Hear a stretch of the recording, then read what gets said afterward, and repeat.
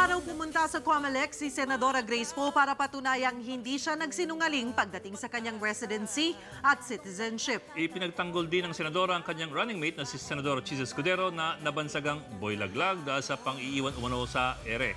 Umaaksyon si Maricel Halili. Galing ng bakasyon si Senadora Grace Poe pero pagkabalik niya ng bansa, pasaring ang pasalubong niya sa COMELEC dahil sa pagpapalabas umano na siya ay sinungaling.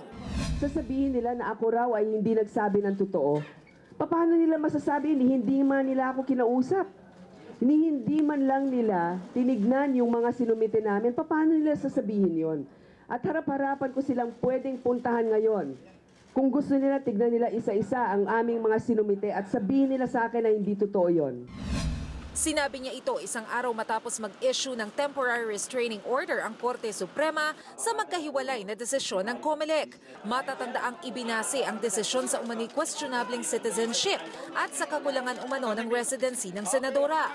Nagpapasalamat ang senadora sa SC, sabay banat sa mga nagpipilit na ipatanggal agad ang kanyang pangalan sa listahan ng presidential aspirants. Kahapon kasi ay hiniling agad ng kampo ni dating Senador Kit Tatad sa COMELEC na burahin ang pangalan ni Poe. Malinaw na malinaw sa akin kung meron man na meron silang interes na pinoprotektahan at hindi yung interes para sa ating bayan. Gayunpaman, aminado ang senadora na hindi pa tapos ang laban. May oral arguments pa kasi sa Enero sa Korte Suprema, kabilang na ang apela ng petitioner na si Rezelito David na nagsasabing sa Senado pa lang ay dapat nang malaglag si Poe.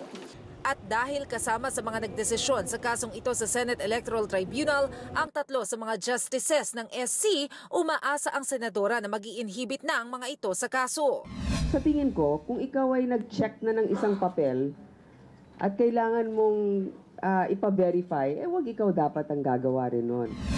Ipinagtanggol naman ni Senator Poe ang katandem na si Senador Escudero na binansagang boy-laglag dahil nangiiwan daw ito sa ere.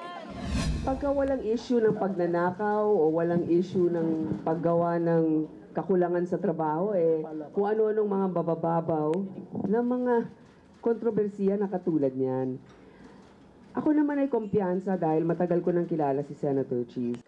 Sa ngayon ay tuloy pa rin ang DNA test kay Senador Poe at inaasahan na sa unang bahagi ng 2016 ay lalabas na ang resulta nito. Umaaksyon, Maricel Halili, News 5.